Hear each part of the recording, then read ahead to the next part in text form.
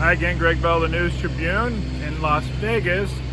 What do we learn from the Seahawks preseason opener day? Well, the first thing I learned is it is very hard to say goodbye to an 18-year-old son going to college for the first time. Selfishly, my day began in Lacey, Washington, dropping my son off to play soccer at St. Martin's University. Gut punch, I must say. It's a little different, as the kids say. I get to do it again with my twin daughter 9 days from now when I send her to Embry-Riddle University to be a pilot in Florida. So my mind was there before I traveled down here today.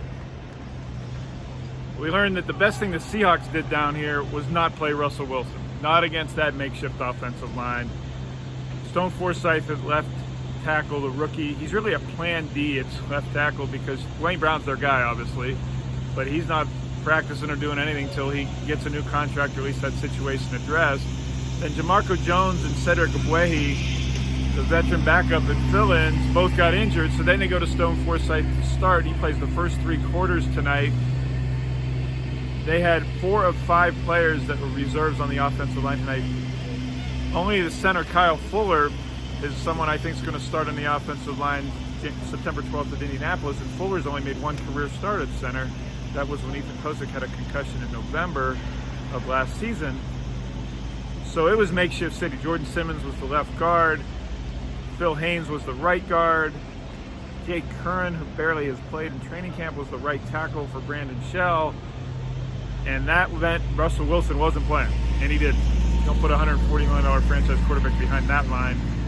The second thing happened that we learned tonight is Geno Smith, the plan was for him to throw a lot, Pete Carroll said after the game.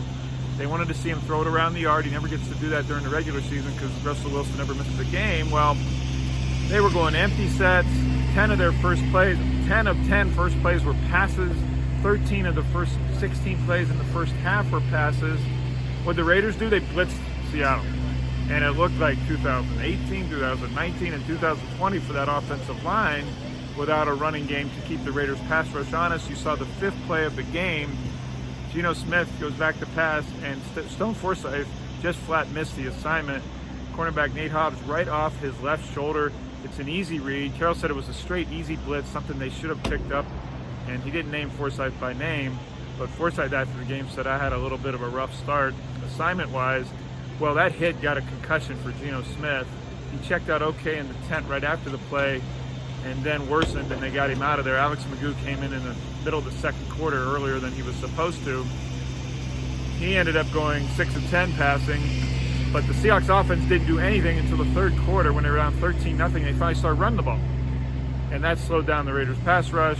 They didn't want to see Magoo throw it around a yard as much as they wanted Geno Smith to, apparently. And then on a 4th and 4 play, DJ Dallas wide open against a Raider blitz up the middle. Defensive end assignment to cover the running back.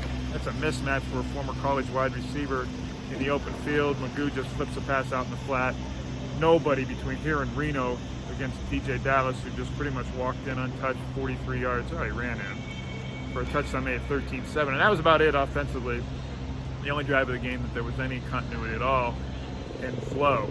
Carroll said they did not try at all to go up tempo. They didn't want to do any of that that they've been doing in training camp every day. They just wanted to see guys play. So he didn't write much on anything importance-wise of scheme and new offensive system from this game. Defensively, only 5 of 11 starters played. Bobby Wagner didn't play at all. Quandre Diggs didn't play at all. Carlos Dunlap didn't play at all. Ben Burke-Kirven got 3/4 of reps as a middle linebacker, calling the defensive signal, something the former Washington Husky middle linebacker has rarely done in Seattle. He's been exclusively a special teams player in his first 2 regular seasons. Alton Robinson, to me, had the best game of the night. Defensive end, the Seahawks are trying him as a hybrid outside linebacker on early downs and as a rush end on third downs like Daryl Taylor. But Alton Robinson's last year 5th round pick from Syracuse, I thought he should have played more last year. In his limited reps, he was very effective. Tonight, he was all over the Raiders' backfield in the first half. He caused the interception that Ryan Neal had in the red zone of Nathan Peterman, who was otherwise shredding the Raiders, or the Seahawks defense with time to throw, except for when Alton Robinson was chasing him. Robinson could have had another sack, but he missed Peterson, overran and lost contain, resulting in a 3rd down completion. The Raiders basically did what the Seahawks did not tonight. That was convert on 3rd down and They stopped the Seahawks from converting. It was 7 for 10 at one point on third down for the Raiders, and the Seahawks were 1 for 5. And that's why the total yards was 228 to 75, 55 at one point. It was an ugly, ugly beginning of the game and the preseason for Seattle, but hey, that's what's going to happen when one offensive starter and only 5 defensive starters play. Injuries from tonight, this concussion, we'll see where concussion protocol usually takes a week. He may not be available next Saturday night when the Seahawks host Denver in the preseason number 2. Phil Haynes had a knee injury that Carroll said they do not think is very serious. He left during the second half. Expect the starters next week to play the second of the 3 preseason games and perhaps 2 or 3 series, maybe into the second quarter. And then it may be that Carroll uses that third game as the full-on dress rehearsal as he normally does, because there's 16 days between that game against the Chargers on August 28th and the Seahawks opener in Indianapolis September 12th. All that's on the newstribune.com and on Twitter @GBellSeattle. Happy Saturday from Las Vegas. Thanks for watching.